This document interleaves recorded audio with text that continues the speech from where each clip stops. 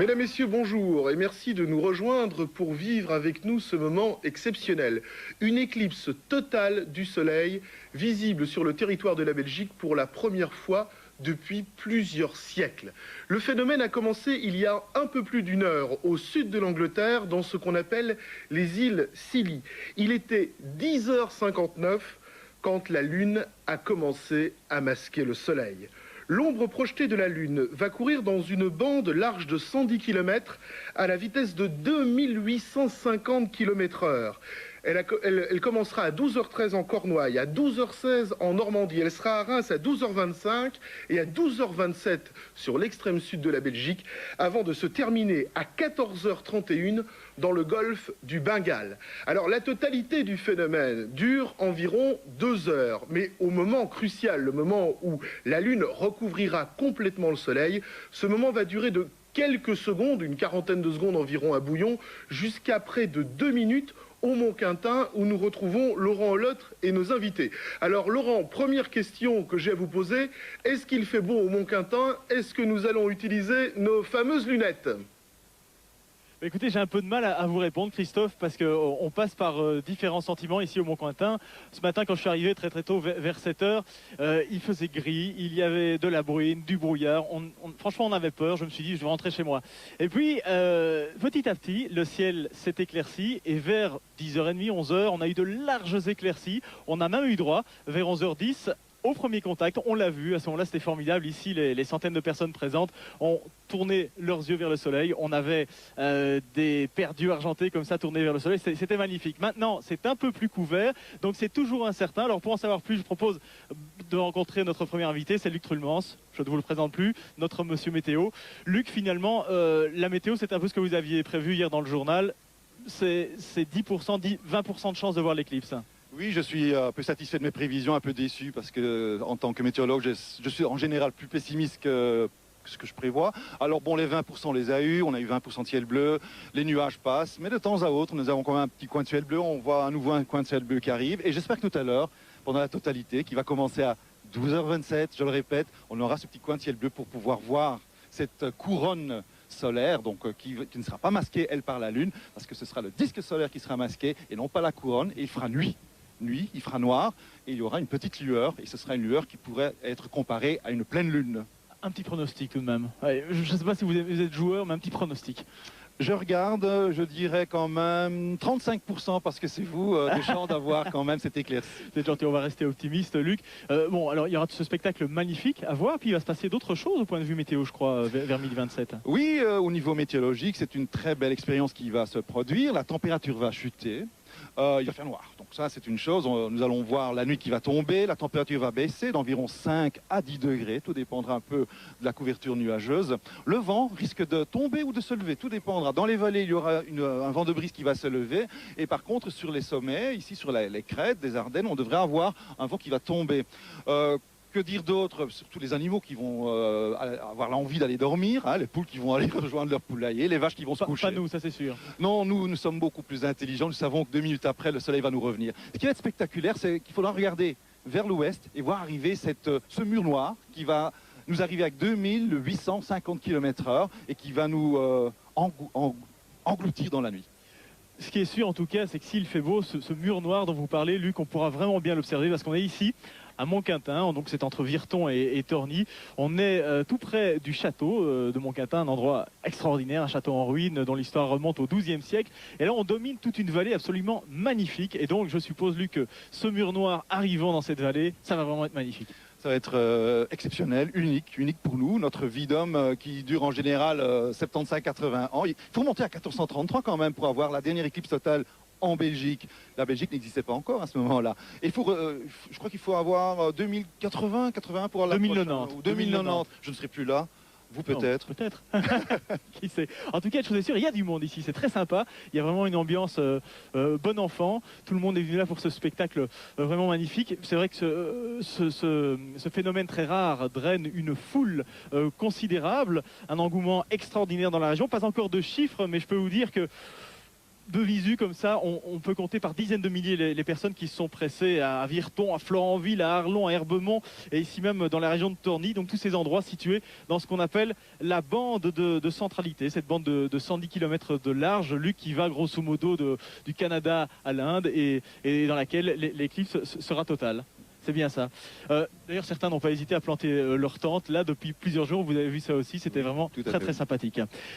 En tout cas, Luc, merci déjà pour ces prévisions. Je voudrais encore vous poser une question. Comment se fait-il que dans cette région de Gaume, on ait une météo si particulière, si instable? En effet, c'est très particulier, c'est un microclimat typique. Nous sommes au sud des Ardennes et surtout quand le vent vient du nord, nord-nord-est, l'influence de la mer du Nord est bloquée aux Ardennes. Les nuages ont tendance à se former sur la vallée de la Meuse, les vallées qui sont en amont des Ardennes en venant du nord. Et au sud de l'Ardenne, vous avez cette Gaume, cette petite Provence belge qui profite d'un assèchement de la masse d'air, de davantage de soleil. On le voit aujourd'hui, cette éclaircie qui ne bouge pas depuis ce matin, qui s'est formée après le passage de cette petite zone de pluie. Et nous allons profiter, j'espère, tout à l'heure de cette éclaircie gaumaise pour pouvoir observer cette belle éclipse. Pour vous, c'est une première?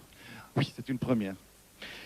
On parlait de foule, on vient de voir là quelques images de cette foule qui s'est agglutinée dans les prés, dans les champs pour voir l'éclipse. Qui dit foule dit bien entendu circulation, bouchon. On avait craint le pire, c'est vrai. Les prévisions étaient très pessimistes et finalement ça s'est pas trop mal passé. Sur la E411, c'est vrai, il y a une circulation très dense dès hier soir, dense mais relativement fluide. Je pense que les automobilistes ont bien compris les conseils prodigués par la gendarmerie. Ils ont étalé leur départ. Ce matin, même scénario, un trafic 3 fois plus dense que d'habitude dès 5 h du matin sur la E411. Des problèmes, c'est vrai, aux sorties, principalement sorties 28, 29, 30, vers Abbé-la-Neuve, vers Arlon, vers ici. Mais la gendarmerie, il faut le souligner, a fait remarquablement son boulot. Et donc ce trafic a pu se dérouler dans des conditions relativement bonnes pour permettre à tout un chacun d'arriver en temps utile vers les lieux d'observation. Alors venons-en au cœur du sujet, si vous le voulez bien. Qu'est-ce qu'une éclipse? C'est vrai que pour bien apprécier le phénomène, le spectacle, Luc, il faut le comprendre. Eh bien en fait c'est relativement simple, c'est 3 acteurs, c'est la Lune, la Terre et le Soleil. Et quand la Lune vient se mettre entre la Terre et le Soleil, eh bien elle cache ce dernier aux yeux d'une partie des terriens. Alors ça c'est dans les grandes lignes, voici plus de détails maintenant avec Marie-France Muchant. La Lune, qui est un satellite, tourne autour de la planète Terre. La Terre tourne sur son propre axe, mais tourne aussi autour du Soleil. Et par le hasard d'une mécanique céleste, il arrive à un moment donné que le Soleil, la Lune et la Terre se trouvent sur une même ligne. La Lune est 400 fois plus petite que le Soleil, mais aussi 400 fois plus proche que celui-ci. Et vu de la planète bleue, ils ont le même diamètre apparent. La Lune cache donc le disque solaire.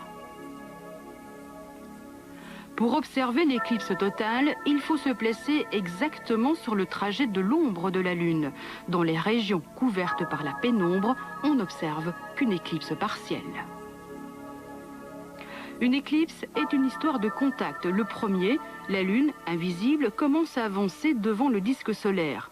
Le croissant solaire devient de plus en plus étroit, tout en gardant le même éclat. Cette phase dure environ 1 heure.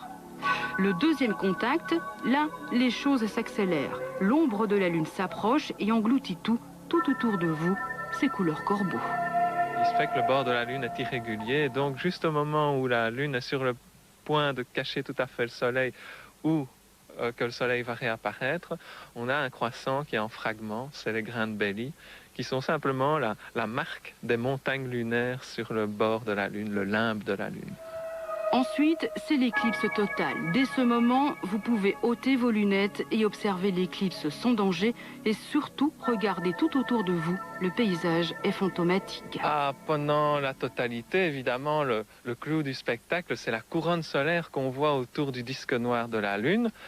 Mais il y a également tout le ciel qui sera couvert d'un certain nombre d'étoiles et de planètes, les étoiles les plus brillantes en tout cas, et une sorte de coucher de soleil, mais pas dans la direction de l'ouest, mais tout autour de soi, ce qui donne un éclairement tamisé venant de l'horizon qui est vraiment tout à fait spécial.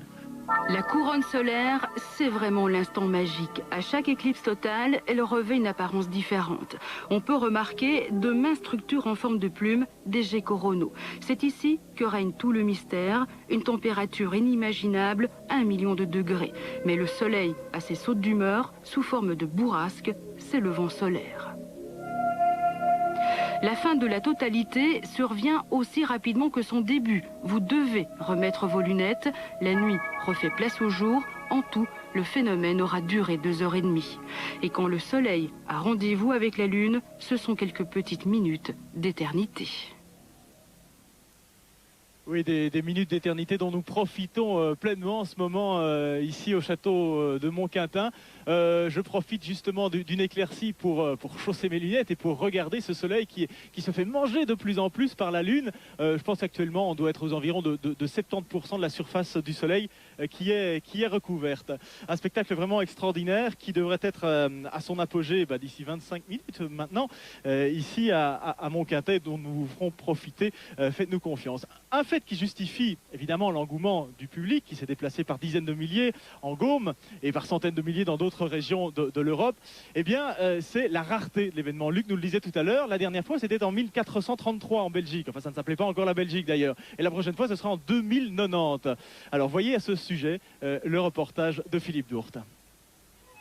On compte 2 ou 3 éclipses solaires par an, mais ce n'est que tous les 3 ans qu'une ou deux valent la peine d'être observées lorsque Soleil, Lune et Terre sont dans un même axe en un point donné, alors qu'habituellement, il y a une différence de 5 degrés entre les astres. L'ombre de la Lune, qui est projetée au sol, n'a que 100 km de diamètre. Donc déjà, ça veut dire que c'est dans une petite zone sur l'ensemble de la Terre qu'on peut voir l'éclipse totale. En moyenne, c'est de l'ordre de 1% de la surface terrestre qui est balayée par une éclipse. Et les 2 tiers sont sur les océans, généralement. En principe, la Lune retrouve la même position au bout de 8 ans et 310 jours. En principe, car le satellite naturel de la Terre a dans sa rotation des mouvements irréguliers, ce qui explique la rareté du phénomène éclipse. Quand on prend un point sur Terre, en moyenne, c'est tous les 370 ans, déjà on fait le calcul, qu'on aura une éclipse totale. Pour nous, la dernière, c'était en 1433, donc il y a même plus que 500 ans, et la prochaine en 2090. Et donc, il y a de longs intervalles. Avant l'éclipse totale de septembre 2090, la Belgique connaîtra 4 éclipses partielles dans les 30 ans à venir. En mai 2003, en octobre 2005, en mars 2006, la Lune couvrira entre 30 et 65% du diamètre du Soleil. Mieux, en août 2026, 90% du Soleil sera caché par la Lune. Oui, tout petit nuage pour l'instant ici à Montquintin, ce qui ne nous empêche pas d'ailleurs d'admirer partiellement cette éclipse qui approche tout doucement de sa totalité. Mon deuxième invité, je vous le présente, il s'appelle Olivier Golinvaux. Bonjour. Bonjour. Olivier, vous faites partie du club d'astronomie Centre-Ardennes, oui, qui est lui-même une antenne de la SBL, les cercles des naturalistes. D'accord, des gens qui adorent la nature, c'est votre cas. Qui s'occupent essentiellement de la faune et la flore. Vous êtes là pour nous éclairer, on en aura bien besoin aujourd'hui, de votre savoir sur les éclipses, bien que vous n'ayez jamais vu une éclipse. Je n'ai jamais vu d'éclipse, non, bien sûr. Je suis beaucoup trop jeune pour avoir vu une éclipse totale. J'ai vu l'éclipse partielle de 1996, mais une éclipse totale, non, c'est la première. C'est un grand jour pour vous aujourd'hui. C'est un très grand jour, oui. Alors, qu'est-ce que vous attendez? Qu'est-ce que vous pensez que ça va vous inspirer comme sentiment, tout ça? Ça va être quelque chose... L'œil du scientifique ou plutôt l'œil simplement du spectateur qui va être ébahi de tant de beauté? L'œil de l'humain, je pense. Et même les scientifiques, les professionnels auront aussi cet œil de l'humain avant tout. Et bon, pour ceux qui ont des mesures à faire ou des expériences, ils vont vite reprendre leur œil de scientifique. Je vois que vous êtes en chemise en manche courte. Est-ce que vous n'avez pas un peu froid là? Vous ne trouvez pas que la température est en train de se rafraîchir? La température baisse, oui. Maintenant, on va arriver dans 2 petites minutes. La température va quand même assez bien baisser. Elle peut baisser jusqu'à 9 degrés d'ailleurs. Et la luminosité aussi. On va commencer à être un peu plus dans l'ombre, je veux dire. Alors le phénomène a déjà largement commencé ici, nous vous donnons l'occasion de le voir, mais je crois, Christophe Gillet, qu'il est quasiment à son apogée en Angleterre. Et vous pouvez nous le montrer, je pense. Oui, je vous propose d'ailleurs de nous rendre immédiatement au sud de l'Angleterre, en Cornouailles, plus exactement au-dessus des îles Scilly, où là, la Lune a pratiquement recouvert à 100% le Soleil. Là, nous sommes à 98%, 99%. Et vous voyez, le phénomène est en train de se produire dans cette région de l'extrême sud de l'Angleterre, où des centaines de milliers de personnes se sont massées depuis plusieurs jours, à tel point d'ailleurs que la télévision anglaise donnait encore hier soir des conseils de sécurité et demandait aux gens de ne pas s'y rendre, parce que là aussi la météo est très instable. Il est possible d'ailleurs que nous ne puissions pas suivre à 100% l'éclipse anglaise. Par moment, nous voyons des nuages qui passent devant la caméra, un peu comme ce que vous avez là-bas au Mont-Quintin. Et donc en Grande-Bretagne, des centaines de milliers de personnes se sont massées au Mont Saint-Michel anglais, le St. Michael's Mount.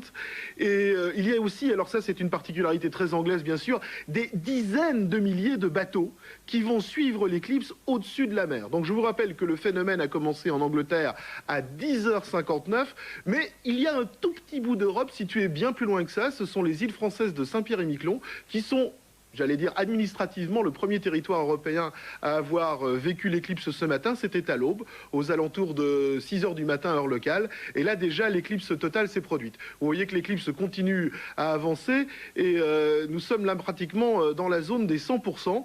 Et c'est toujours au Mont Saint-Michel anglais, au St. Michael's Mount, au sud-ouest de la Grande-Bretagne, où, voyez-vous, on a vraiment l'impression là que la Lune va recouvrir 100% du Soleil. Malheureusement, les conditions atmosphériques ne sont pas excellentes. Si cette image est fiable, et je crois qu'elle l'est, voilà, c'est en ce moment même l'éclipse totale en Grande-Bretagne. Et vous voyez que le caméraman vient de changer son filtre, parce que pour les caméras, c'est comme pour les yeux, on peut regarder l'éclipse totale sans filtre et sans lunettes pendant les quelques 2 minutes que dure l'éclipse totale. Je vous laisse profiter de ce spectacle où vous voyez, comme vous nous le décriviez, Laurent, tout à l'heure, cette couronne solaire. Et c'est à ce moment-là que les astronomes peuvent faire leurs observations. Je crois que c'est ce que peut nous confirmer votre invité, Laurent. Absolument, Christophe. Là, je crois que c'est le moment fort, c'est le temps fort. C'est l'éclipse totale qui va et cela permet, comme nous le disait Christophe, d'observer les particularités exactement, du Soleil. La couronne et la chromosphère. Donc on apprend encore quelque chose au point de vue scientifique. Oui, bien sûr. Et alors, il y aurait peut-être moyen aussi d'avoir des protubérances. Pour expliquer en 2 mots, ce sont des éjections de flammes du Soleil qui peuvent quand même prendre le diamètre du Soleil, ce qui est à peu près 1,5 million de kilomètres. Est-ce qu'il y a d'autres choses à regarder que le Soleil et la Lune bien sûr. À ce moment-là, si le ciel le permet, on peut regarder les étoiles. Il y a aussi Vénus, la planète qui est en bas à gauche, et Mercure en haut à droite. Et alors, il y a une constellation qui est assez intéressante à voir, c'est la constellation du Lion.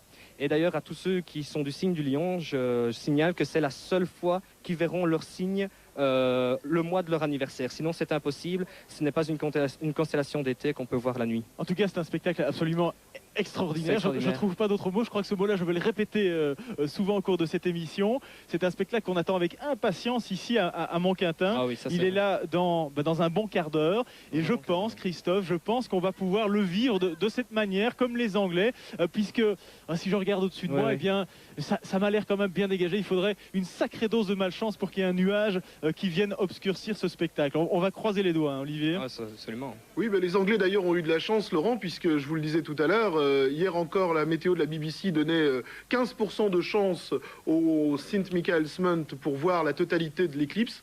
Et voyez, regardez, le soleil commence à réapparaître derrière la Lune. C'est à ce moment-là, quand ça se produira tout à l'heure chez vous au Mont-Quintin, qu'il faudra de nouveau chausser les lunettes pour ne pas être ébloui. Et vous avez vu le caméraman britannique qui a remis son filtre sur sa caméra pour la protéger de cette lumière du soleil. Voilà, nous venons de vivre le premier moment d'éclipse totale en Europe. C'était au sud de la Grande-Bretagne il y a quelques secondes. Et pour vous, ce sera dans une grosse dizaine de minutes, Laurent. Oui, Christophe, plus que quelques minutes, je peux vous dire qu'on est vraiment impatient après avoir vu ça. On n'a qu'une seule envie, c'est que ça arrive ici avec tout ce qui l'accompagne, la nuit en plein jour, la température qui baisse, la nature qui tourne au ralenti. Voyez le soleil où il en est chez nous, le soleil et la lune où ils en sont chez nous, de leur de leur danse, on peut appeler ça comme ça. Bon, soyons un peu poètes, c'est finalement un spectacle qui incite à la poésie. Donc vous vous sentez comment là, vous, en ce moment, Olivier, en tant qu'astronome amateur? Impatient. Impatient de voir ce que vient de voir à la TV là. Mais on ne sait pas dire de mots. Je crois qu'il faut être un sacré bon poète pour pouvoir mettre les mots justes et pouvoir retranscrire l'émotion que l'on peut vivre en vivant cette éclipse et le lire. Je crois qu'il n'y a pas moyen, je pense. Alors, on le sait, les éclipses ont engendré des peurs collectives dans le passé, parfois même encore aujourd'hui. Est-ce que ça vous paraît justifié? Oui et non. Disons que ça me paraissait justifié dans les années, il y a quelques siècles. Maintenant, l'éclipse, on sait très bien ce que c'est. C'est simplement la Lune qui passe devant le Soleil et qui cache en fait le Soleil à la Terre. Donc, je pense que... Non, dire que Mir va tomber sur notre tête tout hasard, non, je crois que c'est complètement... Eh bien, une chose est sûre, en tout cas, Olivier, l'imagination des terriens de tout temps était intriguée par ce phénomène tout à fait curieux et magnifique. Fascination, crainte en tout genre. Aujourd'hui encore, certains y voient un signe de malheur pour la Terre et pour les terriens. Et Philippe Dourte nous propose de voir ce qui pourrait nous arriver en ce 11 août. Regardez. Et si le soleil ne revenait plus? À travers les âges, les éclipses solaires ont donné naissance à de multiples légendes. En Chine, 2000 ans avant Jésus-Christ, dès qu'une éclipse commençait, joueurs de tambour, danseurs et archers avaient pour mission de faire du vacarme pour éloigner le dragon venu dévorer le soleil. Et le dragon fouillait. Au cours de l'histoire, les éclipses ont influé sur des guerres. Dans la bande dessinée « Le Temple du Soleil », une éclipse sauve la peau de Tintin, du capitaine Haddock et du professeur Tournesol. Plus près de nous, certains astrologues, comme Elisabeth Tessier, ex-conseillère de François Mitterrand, ou encore le couturier français Paco Rabanne, prédisent l'apocalypse pour ce mercredi. La première annonce la chute de la sonde Cassini sur Terre avec 200 000 morts. Paco Rabanne va plus loin en prévoyant la chute de la station Mir sur Paris, bilan prévisionnel des millions de morts. Pour moi, il n'y a aucun risque que la station Mir ne s'écrase. On sera encore là le 12 pour en parler, ça c'est évident. Cependant, tous les astrologues sont unanimes pour reconnaître que l'éclipse a une influence sur le comportement humain et plus particulièrement des personnes de signes astrologiques bien précis. Il est clair qu'il y a des signes qui seront davantage concernés que d'autres, qui vont ressentir l'effet de l'éclipse directement sur leur comportement. Alors les signes évidemment les plus concernés seront le lion, déjà tout d'abord, puisque c'est dans ce signe que l'éclipse se fera.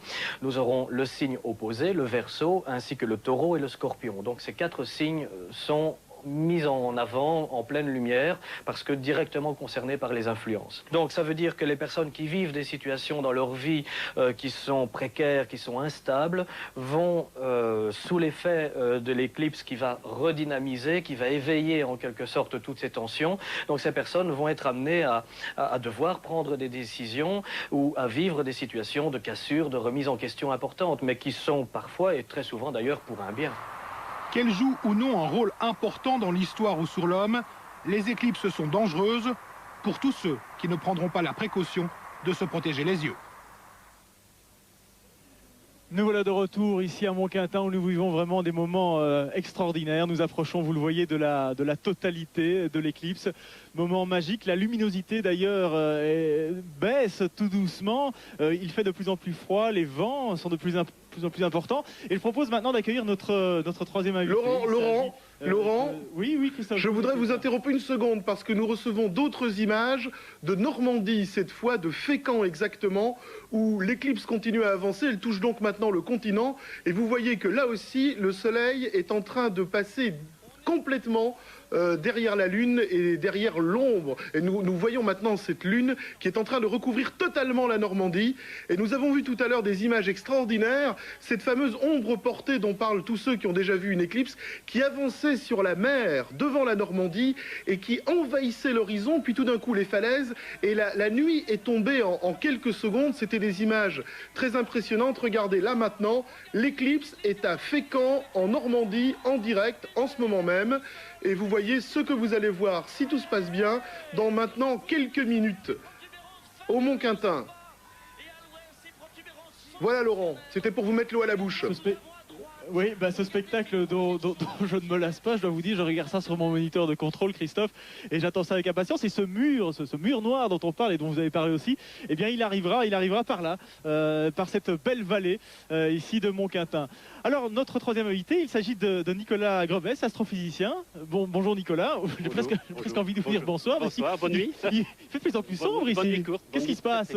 Eh bien voilà, on peut regarder que le soleil est à peu près couvert à, je dirais, plus de 90% maintenant, et on a senti évidemment, on voit qu'il fait plus sombre, mais aussi on le sent tous, qu'il fait plus frais, et on attend avec impatience maintenant, dans 5-6 minutes, l'ombre de la Lune qui va arriver de notre droite ici de l'ouest, à très grande vitesse, ça va arriver à une vitesse de l'ordre de 900 mètres par seconde.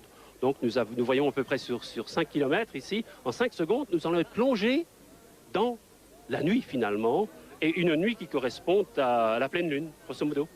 Quand le soleil va être totalement recouvert par la lune, on l'a vu déjà là en Angleterre, en Normandie, ça va aller très vite, ça va durer de l'ordre de 2 minutes. Alors, vous qui connaissez bien les éclipses, dites-nous, que faudra-t-il vraiment regarder pour bien profiter du spectacle, pour se dire dans 50 ans, mais mon Dieu, comme c'était beau. Oui, je les connais bien, mais je n'en ai jamais vu. Donc je vais être aussi, c'est la première fois, que je vais être aussi probablement épaté par le spectacle rapide qui nous est offert. Mais je crois qu'il faut dire aux gens qu'il faut absolument regarder le disque solaire, avec les lunettes bien entendu. Juste au moment où la totalité arrive, on va avoir quelques flashs de lumière qui sont émis par la lumière solaire qui passe encore au travers des vallées de la Lune. Alors pour l'instant, encore quelques traînées nuageuses qui ne nous empêchent pas d'ailleurs et qui n'empêchent certainement pas notre caméra de voir le soleil et la Lune. Mais juste à gauche, vous ne le voyez pas, moi je peux le voir, un ciel bleu complètement dégagé, le vrai bonheur. C'est dans un instant et ce sera en direct sur RTL TVI avec vous. Alors pour la région, pour la Gaume, eh bien cet événement, ce phénomène est bien sûr une chance extraordinaire. Ça fait de nombreux mois qu'on s'y prépare. Aujourd'hui encore, hôteliers, restaurateurs, eh bien tout le monde était sur le pont pour répondre à la demande. Mais je voudrais tout d'abord, avant que nous parlions plus précisément de la région, eh bien revenir sur un aspect important de cette éclipse dont nous n'avons que très peu parlé, ce sont les lunettes, les fameuses lunettes de protection. C'est absolument indispensable, sauf pendant le moment de l'éclipse totale. Écoutez à ce sujet les témoignages de Rosemarie. Bonjour monsieur. Depuis le 27 avril 1947, Rosemarie a retenu la leçon. Ses lunettes, c'est à la pharmacie qu'elle les achète. Commandée depuis 2 bonnes semaines, elle sera à Paris pour admirer sa 3e éclipse. En 1947, elle est en Afrique, au Congo. Le soleil, elle l'affronte face à face. Elle l'observe droit dans les yeux. J'étais au pensionnat à Camina chez les sœurs. Et lorsqu'il y a eu l'éclipse, nous n'avions pas assez de verres fumés pour tout le pensionnat parce qu'il y avait trop d'élèves. Alors on a fumé des verres à la bougie, mais ce n'était pas suffisant. On ne sent absolument rien, ça ne fait pas mal. Ce n'est qu'après, comme si on avait regardé le soleil, tout d'un coup on aurait eu un coup d'arc, mais ça reste dans les yeux. Depuis, elle souffre de troubles de la vision. Avec l'œil gauche, elle ne voit qu'un trou noir. Le lendemain, quand je suis retournée au cours, je voyais toujours l'éclipse sur le tableau noir. Ça a duré 1 mois ou 2 en s'estompant. Et ensuite, j'ai gardé un trou au milieu de l'œil. Ce que je regarde avec l'œil gauche, je ne le vois pas. Ce qui est tout autour est légèrement déformé et le reste est net. Cette tache floue ne l'a plus quittée depuis 53 ans. Rosemarie est aujourd'hui dans le nord de la France. Pour rien au monde, elle n'aurait voulu rater ce spectacle.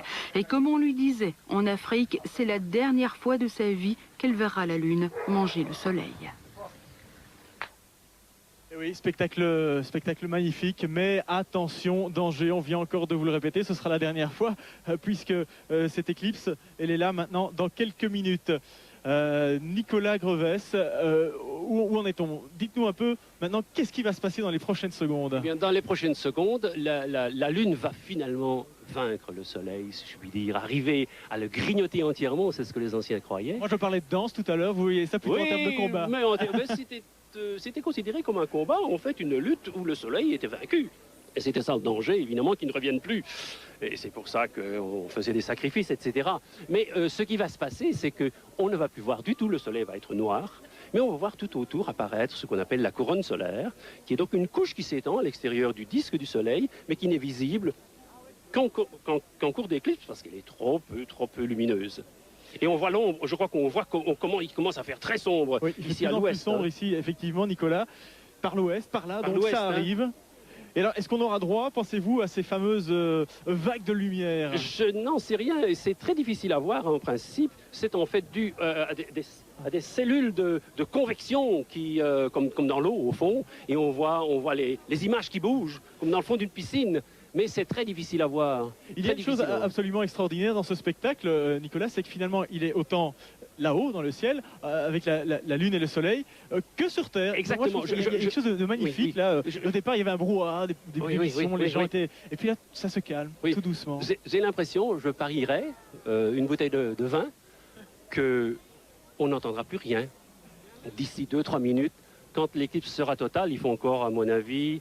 2 bonnes minutes pour cela. Je tiens pas le pari avec vous parce que je sens que vous allez gagner. Oui, et regardez à droite, regardez vers l'ouest. Oui. Vers l'ouest, il fait de plus en plus sombre.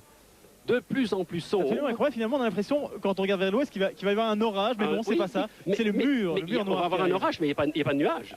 Il n'y a pas de nuages, il y a à peine des nuages. En tout cas, il faut souligner qu'on a une chance extraordinaire au point de vue de la météo, parce que c'est vrai que ce ciel est quand même extrêmement nuageux. Je crois qu'on peut dire que les dieux sont avec nous. Oui, les dieux sont avec nous. Vous avez tout à fait raison, Nicolas. Je pense qu'on peut remercier Luc Trulmans aussi, qui nous avait fait de très très bonnes prévisions hier soir dans le journal d'RTL, et qui s'était montré optimiste. Il avait raison d'être optimiste. Je remets mes lunettes pour regarder encore le soleil, que je ne vois quasiment plus. Moi, je frissonne. Je frissonne parce qu'on sent on a froid dans le dos. Mais je pense que ce qui est extraordinaire, c'est que c'est un frisson collectif.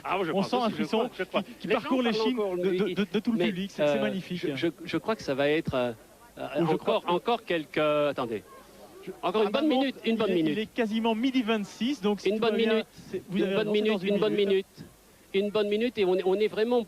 Spectacle extraordinaire, à peine voilé par quelques nuages, mais vous avez la chance. Et regardez à droite, l'ombre qui arrive, à mon avis, on peut dire qu'on est presque dedans. Regardez à droite, c'est extraordinaire. Vers l'ouest. En même temps que vous, vers l'ouest, il y a...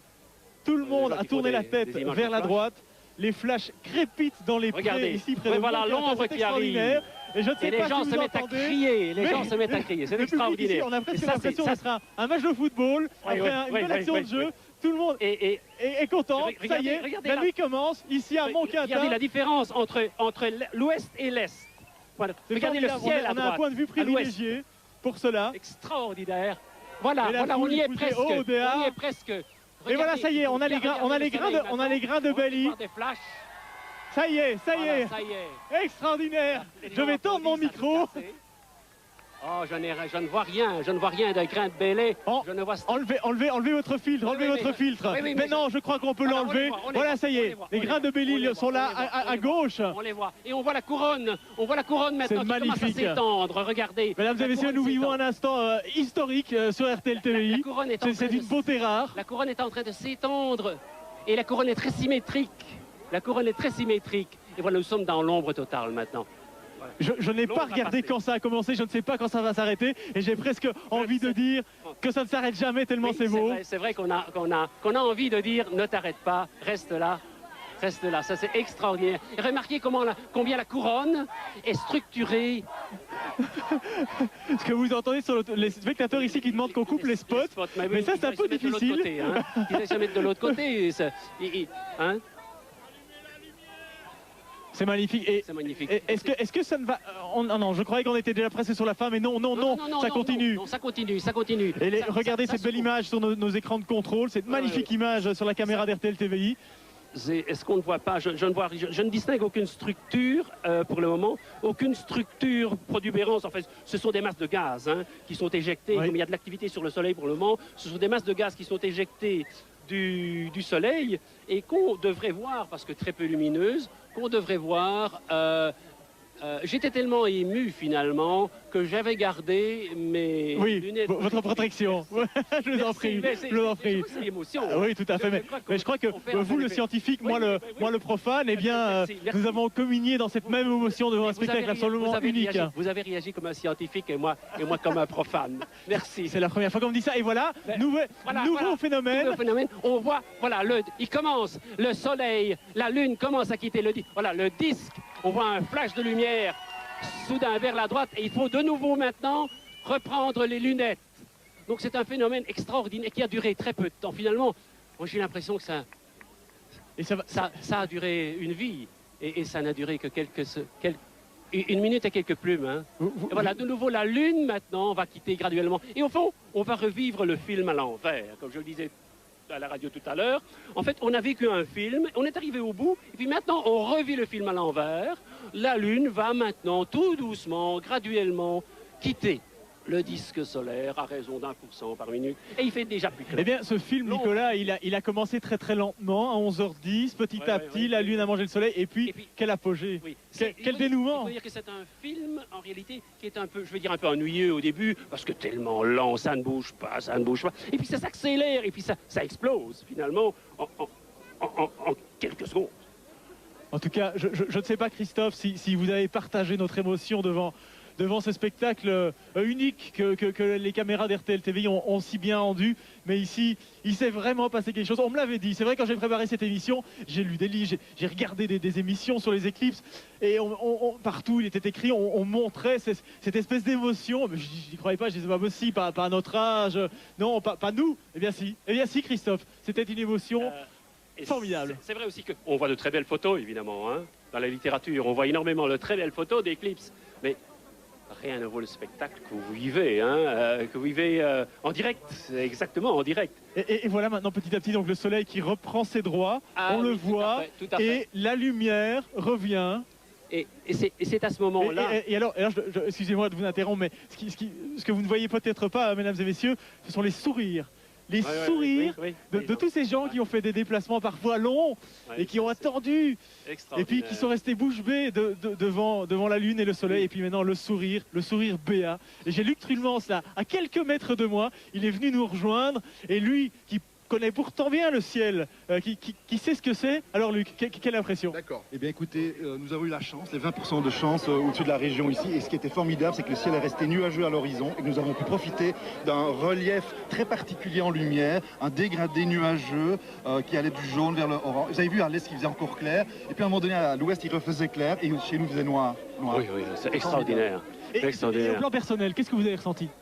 Je me suis tu, j'étais en communication avec Bel RTL, j'ai dû parler pendant 2 minutes, ça me gênait un peu, mais c'était tellement beau. Ce qui m'a fasciné aussi, ce sont les étoiles, la planète Vénus. Moi j'ai rien vu, j'étais tellement ébahi. J'ai vu Sirius, j'ai même confondu un avion avec une autre planète, qu'est-ce qu'elle fout là, cette planète? C'est un avion qui faisait, qui avait allumé ses phares d'approche. On n'est plus tout à fait soi, quoi. Moi j'étais... Jean-Jacques Delay m'a dit, j'étais retombé en enfance. Je dis oui, mais c'est vrai, je suis retombé en enfance, j'avais la larme aux yeux. Jean-Jacques Delay qui était, on le connaît, mais directeur de Bel RTL. On perd un peu la notion de... Vous perdez la notion de mettre le micro devant votre bouche. Absolument, et je n'ai même pas regardé les planètes. J'ai même pas Sirius et Vénus. J'ai même pas regardé les planètes. Laurent, si vous permettez que j'interrompe pendant quelques secondes votre enthousiasme, parce que vous avez vécu un moment privilégié, c'est-à-dire une éclipse à 100%, mais sur le reste de la Belgique, on a vécu une éclipse à 99%, parfois à 98%, et je peux vous dire que j'ai vécu ici une expérience un peu étrange, c'est que parmi les personnes qui sont autour de moi dans le studio, il y en a quelques-uns qui sont montés sur le toit ici, avenue Ariane à Bruxelles, pour voir ce qui se passait. Alors si nous n'avons pas connu une nuit noire à Bruxelles, le ciel s'est obscurci et le soleil a pratiquement disparu à 98-99% à peu près. Alors là, vous avez une image extérieure de Bruxelles où la lumière est en train progressivement de reprendre ses droits. Alors évidemment, la scène n'est pas aussi belle que chez vous, mais je peux vous dire qu'ici, il y avait aussi un soupçon d'émotion qui passait. Nous avons également une caméra qui est installée à Namur, où le phénomène s'est produit à peu près de la même façon. Et donc là, c'est une image du ciel, du soleil vu de Namur. Donc là, nous n'avons pas eu non plus une éclipse totale, mais vous avez quand même ce petit croissant de soleil qui commence tout doucement à réapparaître et la lumière a regagné ses droits. Et puis, sur les multiples écrans de contrôle que nous avons ici, qui venaient de l'Europe entière, j'ai pu voir notamment une belle image de la Tour Eiffel qui s'obscurcissait aussi. Et je sais qu'à Paris, l'éclipse était visible également à 99%. Cette éclipse qui d'ailleurs est en train de poursuivre sa route et qui est en train tout doucement d'atteindre l'Allemagne. Et je vous propose de la voir là-bas dans quelques minutes. Laurent, on vient de vivre un moment tout à fait exceptionnel, d'une rare beauté. Je ne les ai pas vus personnellement, j'étais trop occupé à regarder le spectacle, mais Luc Trulmans me disait qu'il a vu des gens pleurer. Et finalement, on peut le comprendre. D'ailleurs, dans quelques instants, nous promènerons notre micro dans cette foule ici à Montquintin pour connaître leurs sentiments, pour connaître leurs réactions. En tout cas, j'espère une chose, c'est qu'il a fait aussi beau là où se trouvait Roland. Roland, c'est un astronome amateur, il a une 50aine d'années et depuis tout petit, il rêvait de voir une éclipse. Alors pour ça, il s'est déplacé en France et Marie-France Muchant a suivi ses préparatifs. Depuis déjà une semaine, Roland, Thierry et Michel ont l'œil collé au télescope. Une éclipse totale de soleil se prépare. Il n'y a pas de place à l'improvisation. Il faut tout tester, les films, les filtres, l'exposition. Cela fait 30 ans que Roland a la tête dans les étoiles et la date du 11 août 1999 est gravée depuis bien longtemps dans sa mémoire. J'y pense depuis mes 14-15 ans. Parce qu'avec un copain qui s'y connaissait bien en astronomie, on se disait « Waouh, tu te rends compte, le 11 août 1999, une éclipse totale de soleil, tu te rends compte, on sera vieux à cette époque. » Et bon, voilà, le jour est arrivé et ce copain est là, sera là avec moi et on va observer ce phénomène unique. Briefing, car il n'est pas question que tout le monde fasse la même chose. Le scénario est bien établi. Juste avant que l'éclipse totale commence, si on installe un grand drap blanc sur le sol, eh bien, on peut voir passer des genres d'ombre, des zones d'ombre et de clarté, un petit peu comme si on se trouvait devant la surface, une surface d'eau, comme devant une piscine, et cette eau en bougeant produit des ombres et des reflets. Ah, c'est beau toutes ces taches. L'ennemi sacré, la météo. Un nuage et tout s'effondre. Face à un tel phénomène, on se sent tout petit. En général, vous avez deux types de réactions. Le silence complet, l'émerveillement et des cris. Des cris, voire des pleurs, parce que l'instant est vraiment poignant. Tout le monde se rend compte qu'il observe un phénomène naturel, exceptionnel, et qu'il ne verra probablement plus jamais dans sa vie. Une éclipse ne laisse personne indifférent. Lorsque Roland caresse le soleil du regard, il est ému aux larmes. Son jardin secret s'envole tout là-haut, happé par la boule de feu. Ah, c'est superbe. Ouais. Et oui, superbe, il n'y a pas d'autre mot. J'espère que nous n'avons pas trop abusé de superlatifs aujourd'hui à Monquintin, où le soleil se regonfle. C'est comme s'il se regonflait, il reprend ses droits, je le disais tout à l'heure, il fait clair. Que s'est-il passé? J'en sais rien. Avons-nous vécu un rêve? Peut-être, mais en tout cas, c'était un très beau rêve. Comment ont réagi les gens à ce spectacle? Eh bien, nous allons le savoir tout de suite avec Marie-France Muchant, qui est à quelques mètres de moi, qui est avec une caméra et un micro pour interroger la foule. Ça vous, Marie-France? Oui, Laurent, c'est vrai que on ne sait pas très bien où on est, en fait. Cette éclipse, on la ressent très fort au fond de nous. Alors, j'aimerais bien vous poser la question. Pendant l'éclipse totale, qu'est-ce que vous avez ressenti? Il faisait beaucoup plus froid et il a fait noir partout. C'était vraiment super beau. Le cœur ou le ventre, oui. Qu'est-ce qu'ils se disent? C'était quand même émouvant de voir. On verra plus jamais ça dans notre vie. Donc, Tu as eu des frissons, toi? Non. Tu n'as pas eu de frissons. Qu'est-ce que tu as ressenti? C'était fantastique. Fantastique. Oui. Donc tes yeux ont tout enregistré, ainsi que ta mémoire. Monsieur, alors, c'est un spectacle phénoménal. C'est vraiment unique. C'est à revoir, mais bon, on le verra plus jamais, quoi. Sauf si vous vous déplacez dans l'espace. Dans l'espace et dans le temps, oui. Alors, madame, on dit que souvent, il y a les astronomes amateurs sont tellement passionnés par cela. Est-ce qu'il y a des gens qui pleurent, qui sont émus? Quel sentiment vous avez ressenti? J'étais émue. Tout à fait, oui. Tout à fait. Est-ce que c'était plus fort lorsque vous avez dit oui à votre mari? Oui. Oui. Oui. Le fait que la nuit tombe et puis que tout à coup, pouf, l'éclairage arrive. C'était génial. C'était génial. À revoir. Alors, vous venez d'où, en fait, monsieur? Je viens de Liège. Vous êtes un Liégeois ici à Monquintin, en Gaume. Alors, vous avez fait ce déplacement. Je peux vous demander aussi si vous avez eu des frissons, la chair de poule. Ce que vous avez ressenti? À fur et à mesure que l'obscurité se faisait, on avait le cœur qui battait de plus en plus. Et une fois que l'obscurité est totale, là, c'est vraiment magnifique. C'est vraiment unique. Et faut le vivre vraiment pour ressentir de tels effets.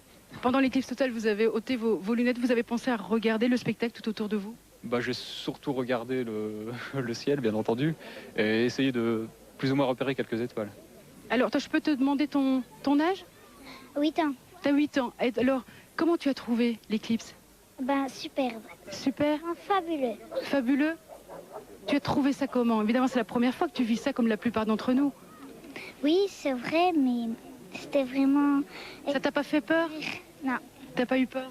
Un tout petit peu, mais... C'est prenant, hein. C'est prenant, monsieur. Il y a on ne sait pas très. Ce qu'on peut repenser, c'est un phénomène naturel qui arrive et puis voilà, en fait. Oui, c'est tout à fait prenant. Ça prend aux tripes, ça prend partout. Il fait noir, il fait plus froid. Et puis bon, il faut le vivre. C'est magique. Voilà, ils ont dit le mot, il faut le vivre, c'est magique, c'est quelque chose d'extraordinaire. C'est vrai que la chair de poule et les frissons, je pense que nous, on l'a eu avec cette pénombre qui nous envoûte, qui est à l'intérieur de nous, c'est extraordinaire. Alors je pense, Christophe, vous êtes un vénard, parce que bon, vous êtes dans votre studio à l'avenue Ariane, mais vous, les éclipses, vous allez en vivre 3 ou 4. Comment ça se passe maintenant en Allemagne, Christophe? Oui, c'est un peu frustrant quand même, hein, Marie-France, parce que moi je suis au sous-sol et j'ai des caméras sur le monde entier. Vous voyez en ce moment, si on me met l'image, un hélicoptère dans le ciel de Stuttgart qui est retransmis en direct, s'il vous plaît, l'image de Stuttgart. Non, là voilà. Donc une image un peu floue, mais ça c'est le ciel de Stuttgart, tourné par nos confrères de RTL Allemagne, où l'éclipse est en train de se terminer à Stuttgart, et vous voyez la lumière qui est en train de revenir sur cette métropole immense, où plus de 500 000 personnes avaient les yeux tournés vers l'éclipse. 500 000 personnes qui étaient réunies pour une fête du soleil, où les Allemands avaient organisé beaucoup de choses, et notamment une course de voitures alimentées par énergie solaire. J'imagine qu'elles ont dû s'arrêter pendant l'éclipse. Voilà ce que nous voyons en ce moment sur l'Allemagne. Je vous rappelle que l'éclipse est en train d'avancer à la vitesse de 2850 km à l'heure et qu'elle traverse l'Allemagne. Dans quelques minutes, nous serons à Munich et ensuite nous partirons vers l'Europe centrale, puisque l'éclipse quittera l'Europe par la Hongrie un peu avant 13 h. Voilà quelques images toujours aériennes, et si je ne m'abuse, ce sont toujours les images de nos confrères de la télévision allemande avec le soleil qui réapparaît à Munich. Et maintenant, vous voyez ce ciel nuageux avec ce croissant de soleil, eh bien c'est tout simplement au-dessus de Bruxelles. Voilà Marie-France, voilà Laurent, à vous au Mont-Quintin.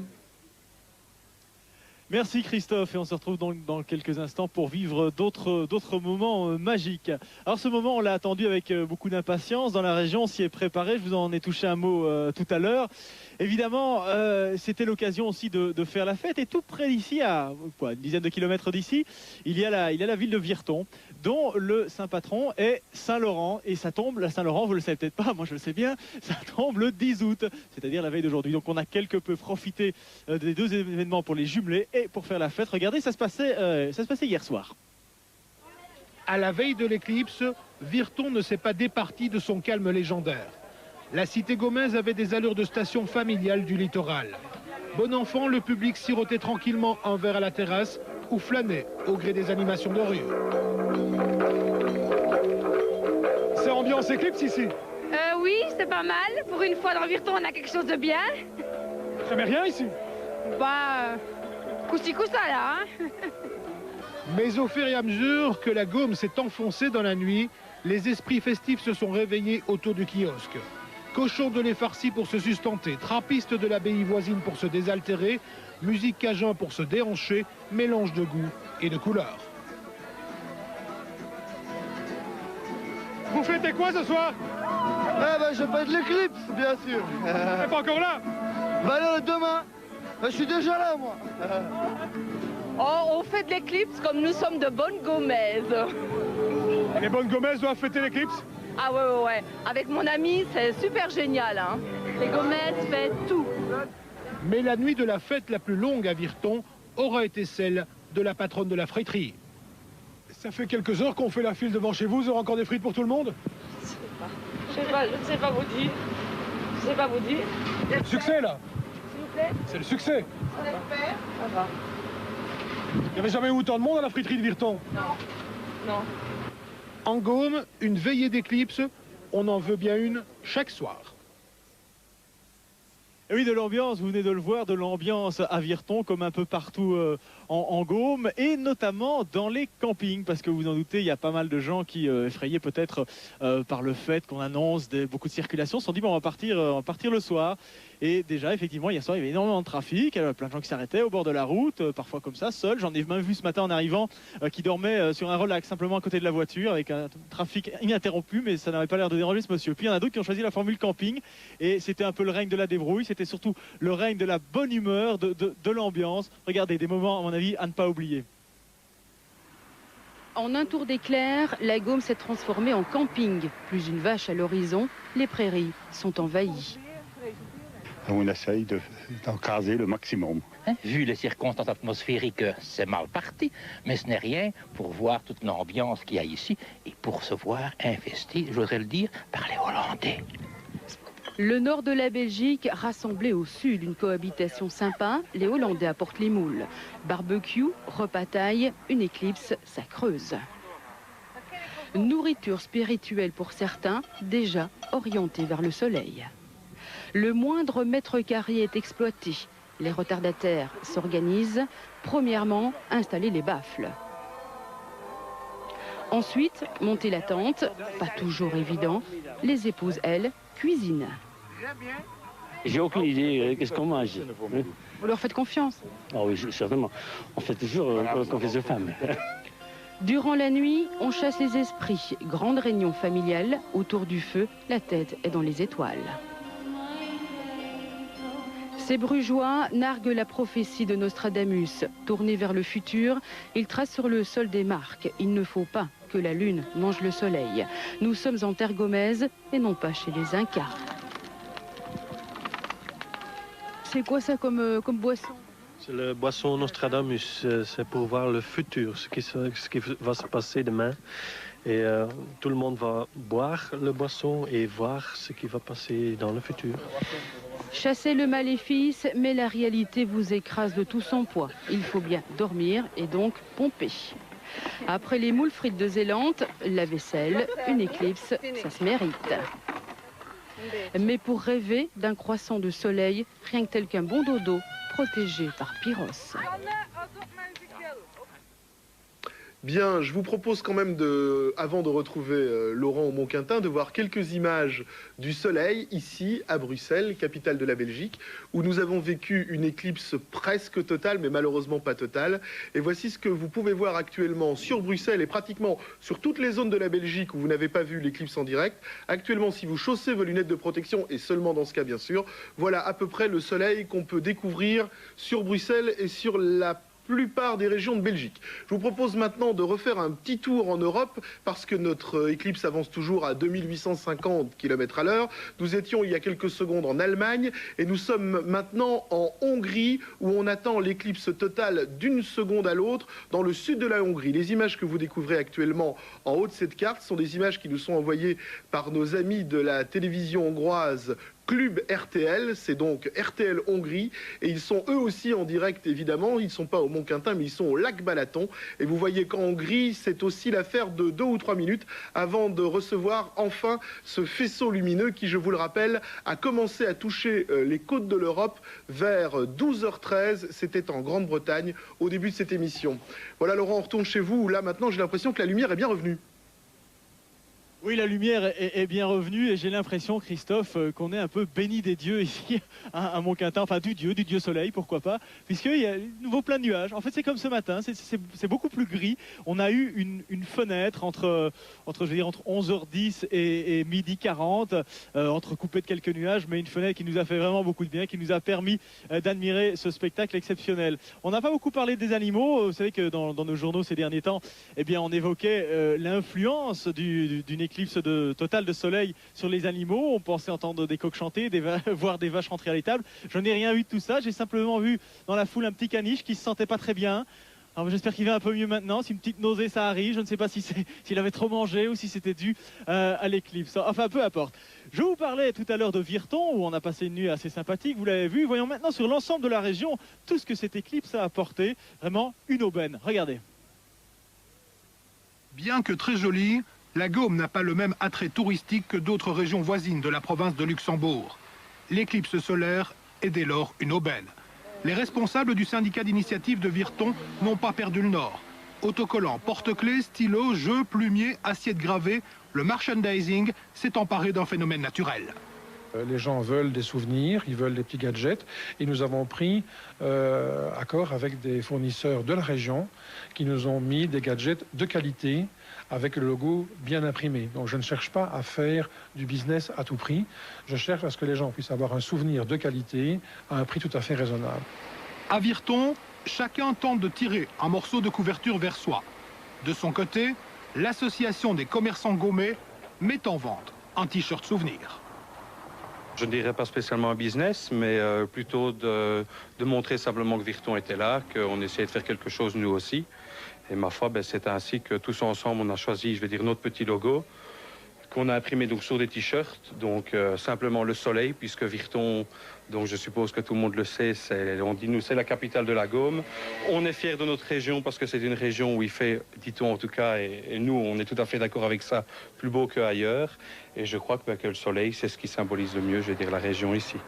Même si dans la région, on joue à cacher cet argent que je ne veux pas voir, 1,5 milliard de francs, c'est l'estimation des retombées économiques de l'éclipse sur la Gaume. Ce mercredi, ce restaurateur doit dresser la table pour 1000 convives. Tout le monde sous chapiteau, oui. Il y aura des tentes aussi aux environs parce qu'il y a beaucoup de personnes qui préfèrent arriver la veille pour, comment dire, ne pas éviter les encombrements. Alors, vous allez préparer à manger pour tout ce monde-là?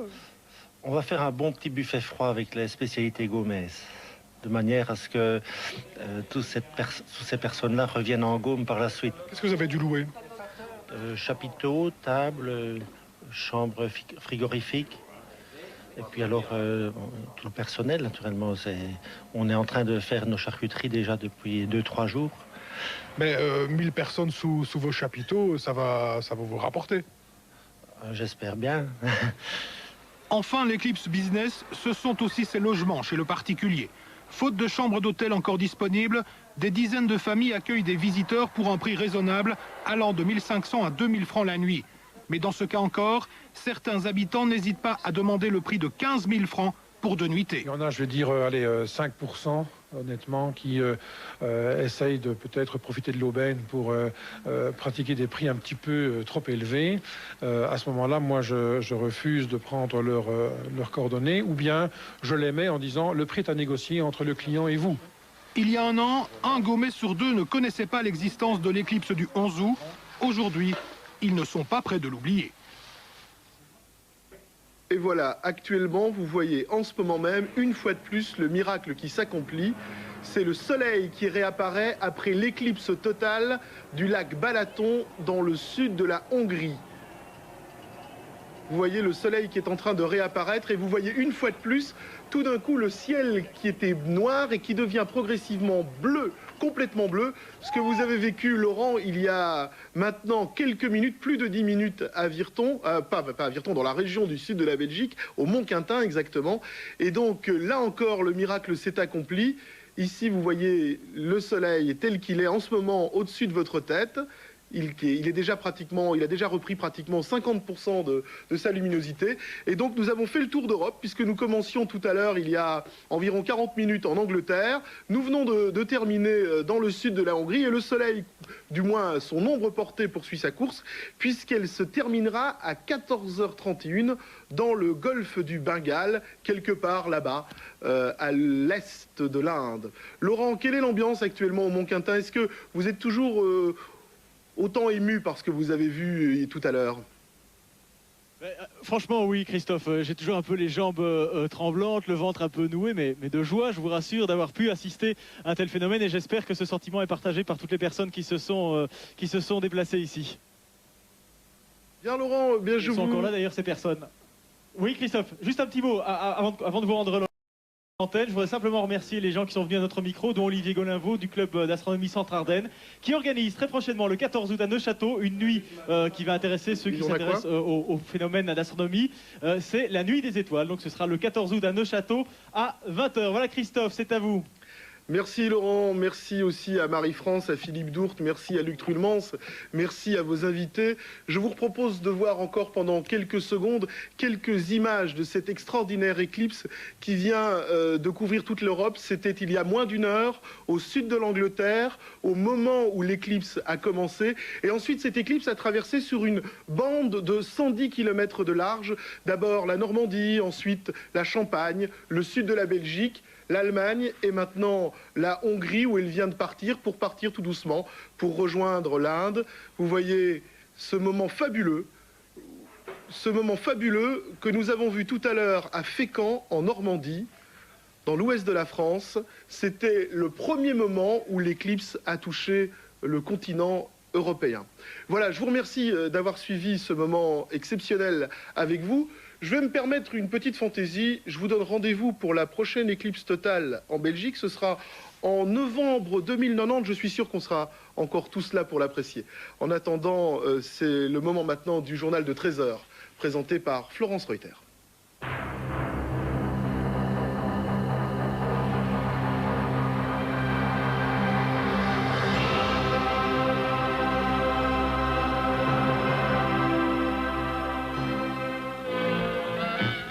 Pour Macaulay Culkin, le grand thème. Un seul titre dans ce journal, le rendez-vous du soleil avec la lune. L'éclipse du soleil a pu être observée dans sa totalité en Gaume, dans le sud du pays. Des milliers de personnes sont allées admirer ce soleil noir. À Torny, l'éclipse a duré 1 minute 58 secondes. Et puis Sabrina Jacobs nous en dira plus sur la météo capricieuse. Le temps sera toujours variable cet après-midi. Les températures comprises entre 15 et 19 degrés.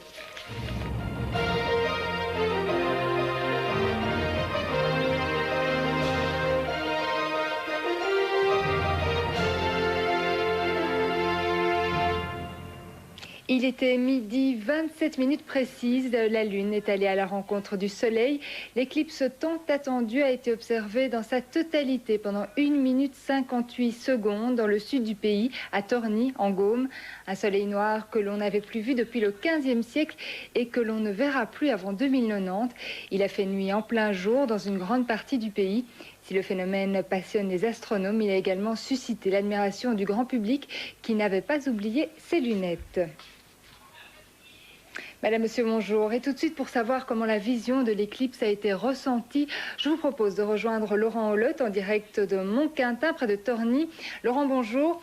Alors, tout d'abord, avant de connaître vos sensations, je voudrais connaître le suspense qui régnait avant l'éclipse et principalement à cause de la météo. Bah oui, c'était, pour ne rien vous cacher, quand je suis arrivé ici tôt ce matin, je me suis dit mais qu'est-ce que je suis venu faire dans cette galère? Il faisait gris, il y avait de la bruine, il y avait des nuages, on voyait rien. Je me suis dit on va montrer quoi? On va montrer des nuages. Et puis petit à petit, le miracle s'est accompli. Le ciel s'est éclairci. Au début c'était timide, c'était une petite trouée de ciel bleu. Et puis Luc Trulmans m'a dit mais sois optimiste, il n'y a pas de problème, on a des chances de la voir, on va la voir. Et effectivement, on l'a vu, on a d'abord vu le premier contact à 11h10. Là le soleil était bien dégagé, quelques nuages ont tenté de revenir, mais ils ont bien vite été chassés par le vent et le climat magnifique de la Gaume, et on a tout vu. C'était grandiose, c'était beau, je ne peux pas utiliser d'autres mots. Tout le monde ici a communié devant ce spectacle extraordinaire. Ah oui, alors vous venez de le dire, c'était un moment magique, c'est le mot que vous avez employé tout à l'heure. Je vous entends dire que vous aviez des frissons partout. C'est vraiment exceptionnel de se retrouver là, sur place, devant ce phénomène astral. Je pense que nous avons perdu Laurent Hollotte. On va tenter de le retrouver dans un instant. Laurent, vous êtes là? Oui, je disais, donc, vous avez prononcé le mot magique pour parler de cette éclipse. Vous disiez, j'ai des frissons partout. Alors, est-ce que c'était vraiment exceptionnel de se retrouver sur place face à ce phénomène? Oui, c'est vrai que j'ai dit des choses qu'on n'entend pas habituellement dans la bouche d'un journaliste, mais c'est vrai, j'ai vraiment vécu ce spectacle. Je n'y croyais pas, moi, quand j'ai préparé cette émission et qu'on me disait oui, tu vas voir, c'est vraiment sensationnel, on reste bouche bée devant le spectacle, où certains parfois ont envie de crier, de pleurer. Eh bien, c'est vrai, c'est un moment unique, et je peux vous dire, je suis très fier, et comme tous les gens d'ailleurs qui sont autour de moi ici, et les dizaines de milliers de personnes qui étaient en Gaume aujourd'hui, et centaines de milliers d'autres ailleurs, je suis très fier d'avoir pu vivre ça et de pouvoir dire un jour, j'y étais. Alors oui, Laurent, encore une petite question. Ça veut dire que ce sentiment, cette magie a été partagée par tous les gens qui étaient présents. Tout le monde est satisfait vraiment? Tout le monde est satisfait, je regarde autour de moi, il y a plein d'enfants, il y a même des adultes, je les entendais au moment de la totalité que vous avez sans doute dû vivre en même temps que nous sur RTL, j'entendais « Ah, oh !» Il n'y a pas d'autre mot, ça veut dire qu'ils étaient tous contents, je crois qu'ils sont heureux d'avoir fait le déplacement, certains parfois de très loin, parfois même, certains avaient planté leur temps depuis plusieurs jours, mais ça valait vraiment la peine, excusez-moi de bafouiller, c'est encore peut-être l'émotion de l'éclipse. Merci Laurent de nous avoir fait partager cette grande émotion. Alors en Belgique, c'est à Ostende que la Lune a commencé à faire de l'ombre au soleil. Il était 11h06 minutes 46 secondes. À ce moment-là déjà, les lunettes étaient indispensables pour observer le ciel et peut-être admirer d'autres planètes. Dans la zone de totalité de l'éclipse, les spectateurs ont pu observer la couronne solaire. Olivier Pierre nous décrit les différentes phases de l'éclipse au-dessus de notre pays.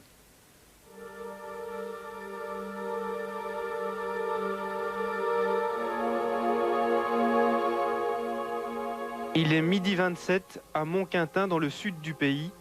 La lune masque complètement l'astre du jour. Les milliers de spectateurs peuvent enlever leurs lunettes spéciales pour admirer le phénomène exceptionnel. « 1h20 plus tôt environ, la conjonction des deux astres s'est produite sur la côte belge. Le ciel légèrement voilé n'a pas pu empêcher de voir apparaître l'ombre de la lune dès 11h06 ce matin. Et bien sûr, c'est dans le sud de la Belgique que le spectacle fut à son comble. Il aura duré près de 2 minutes avant que notre satellite naturel s'éloigne petit à petit du Soleil. Lentement, la lumière est réapparue.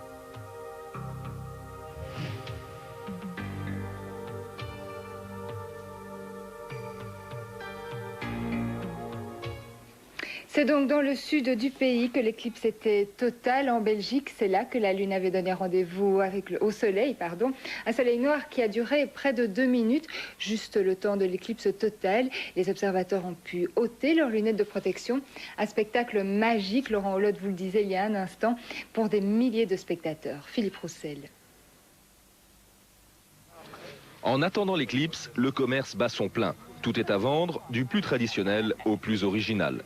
Ces t-shirts sont créés par un étudiant en dessin de Saint-Luc. C'est sa sœur qui s'occupe de la vente. 350 francs le t-shirt pour un soleil noir.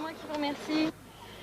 C'est plus joli esthétiquement. Les gens auront moins difficile à le porter que des couleurs flash, jaune, orange. On peut le mettre toute l'année. On essaie les lunettes spéciales Eclipse, mais pour l'instant, il n'y a que le soleil à voir. Mais pour le moment, je suis en train de regarder le soleil et j'entends l'éclipse d'une minute à l'autre. 11h08, premier contact. Les regards se portent en direction du soleil, tous les regards. Premier commentaire sur le début de l'éclipse, et ce n'est qu'un début. On dirait un petit bonhomme sur les ordinateurs là, qui s'est fait manger un petit morceau.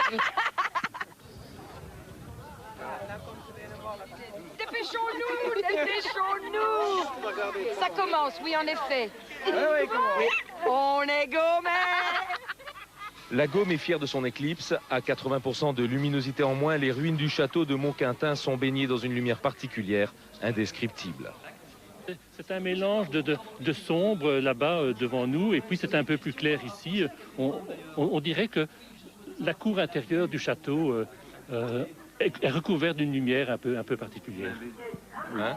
Oui, c'est très beau. Oui, bon, c'est peut-être aussi l'effet des lunettes. Non, je sais pas parce que... 12h27, l'éclipse est totale. L'ombre de la Lune s'est abattue sur Montquintin à 2850 km/h. Tous ceux qui sont venus ne le regrettent pas. Oh, génial, merveilleux, on ne peut pas dire. Il n'y a pas d'autre mot. Non, c'est splendide. Et quand le soleil revient, c'est sous les applaudissements. Il faut le vivre, quoi, ce gai. C'est indescriptible. C'est très émotionnel. C'est la première fois de ma vie que je crois que je ne verrai pas.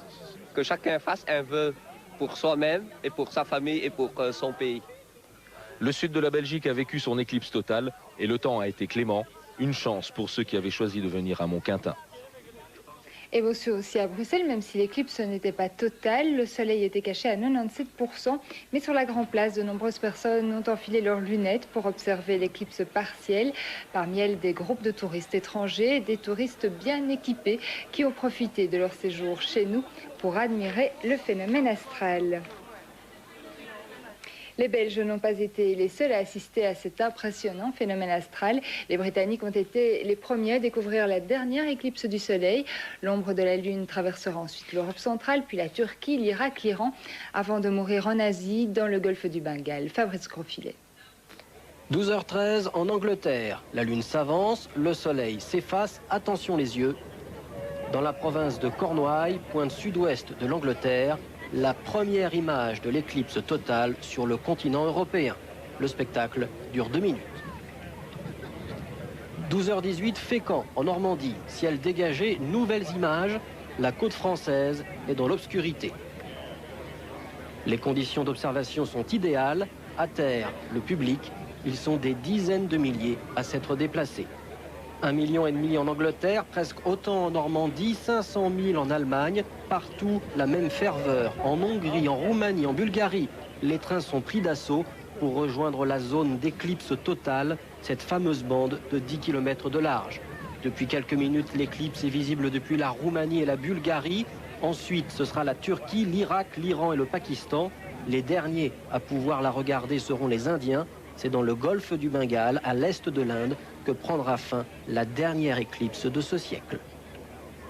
Et puis comme prévu, des milliers d'automobilistes ont pris la route tôt ce matin pour rejoindre le sud de notre pays.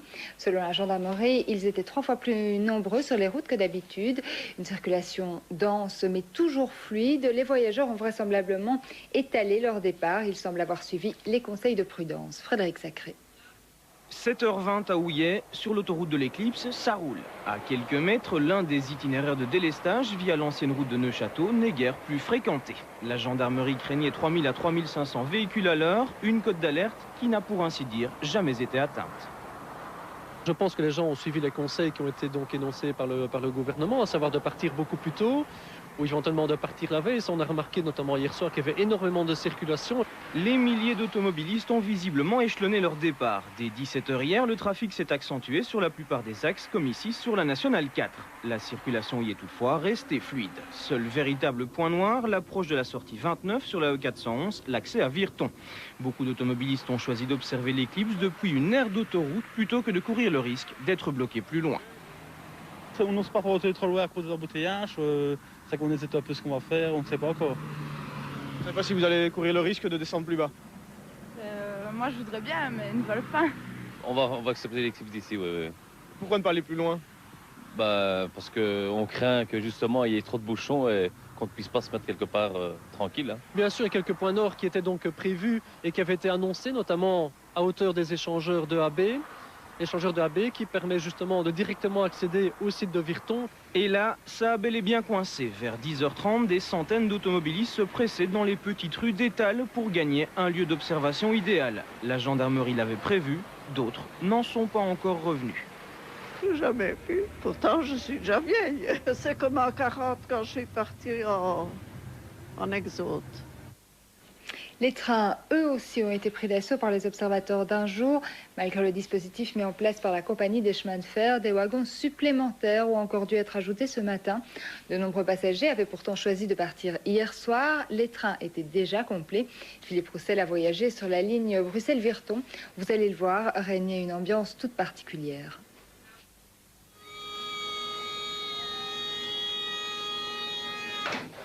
Bruxelles-Virton, le rail de l'éclipse. 3h30 de trajet dans des wagons bondés de monde, plus de 100 par compartiment, les uns sur les autres. C'est le convoi de la découverte, des rencontres. Tout le monde veut voir l'éclipse et a pris ses précautions. Chacun se renseigne sur les meilleurs endroits à l'aide d'une carte. Ce voyage pour voir le soleil disparaître derrière la lune ressemble à un rallye découverte. Chacun ici n'a qu'un objectif, voir l'éclipse et profiter du bon temps.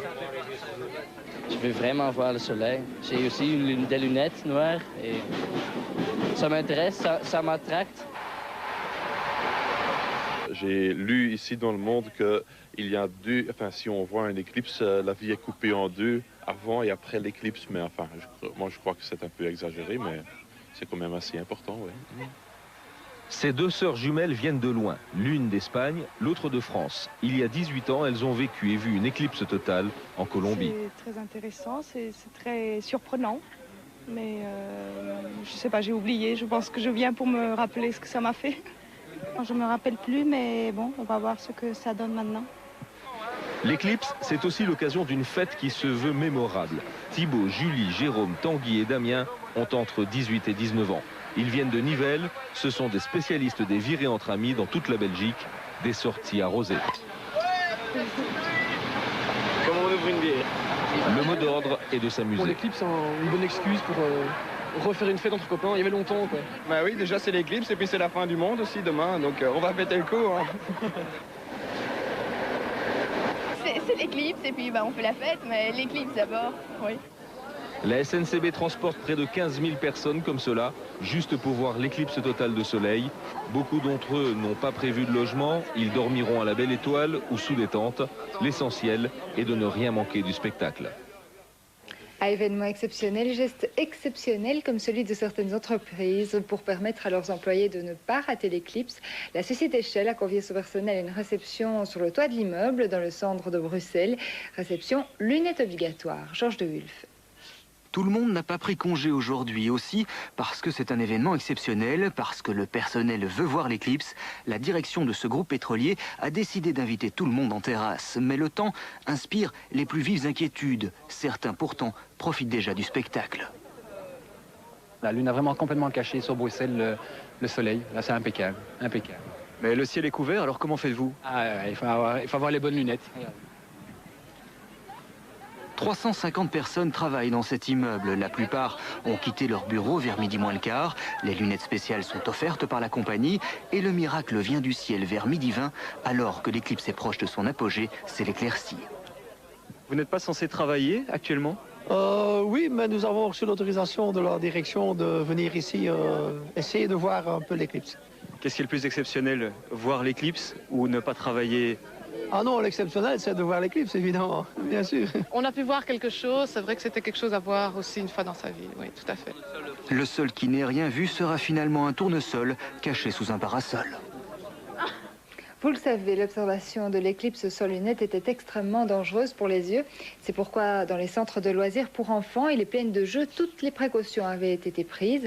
Au centre aéré de Beaumeray, de la région de Charleroi, les parents avaient le choix pour leur bambin entre l'observation du phénomène avec lunettes ou une séance de cinéma.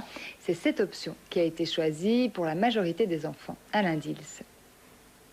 Pour tous ces enfants, pas d'observation de l'éclipse aujourd'hui. Direction le centre-ville pour une séance de cinéma. Leurs parents n'ont voulu prendre aucun risque. Notre préoccupation, c'était de vouloir présenter une alternative aux parents. Ou bien je regarde l'éclipse, ou bien je propose autre chose. Notamment, on leur a proposé une séance de cinéma. Et en masse, ils ont répondu, je préfère que mon enfant aille au cinéma. Et pourtant, vous garantissiez la sécurité des enfants. Et pourtant, on avait mis tout en œuvre et l'administration avait mis tout en œuvre pour garantir la sécurité des enfants. Sur les 500 enfants qui fréquentent d'habitude cette plaine de jeux, il en reste seulement une trentaine. Au programme, explications sur le phénomène de l'éclipse et rappel des précautions d'usage. T'as moins mal aux yeux? Tu comprends pourquoi on met des lunettes pour regarder le soleil? Alors vous déballez bien soigneusement vos lunettes.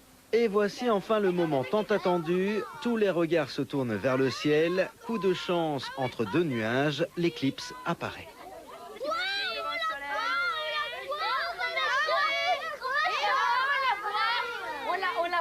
Je continue à voir que la lune continue à avancer sur le soleil tout doucement et elle va bientôt couvrir le soleil. C'est un beau spectacle. Oui, quand même. C'est magnifique. Tu crois que dans ta vie, tu pourras encore voir l'éclipse une deuxième fois? Je sais pas, si je suis encore là, quoi. Tu auras quel âge? Là, je vais avoir 11 ans, j'aurai à peu près 192 ans. En attendant, pour tous les enfants qui n'ont pas pu profiter du spectacle, c'est promis, ils y auront droit demain sur le petit écran. Nous avons donc enregistré toutes les émissions qui se passent à l'heure actuelle en direct. Et demain, sur grand écran, les enfants pourront admirer ce phénomène en toute sécurité. Je pense que là, ils seront vraiment confortablement assis. Ce sera une deuxième séance de cinéma.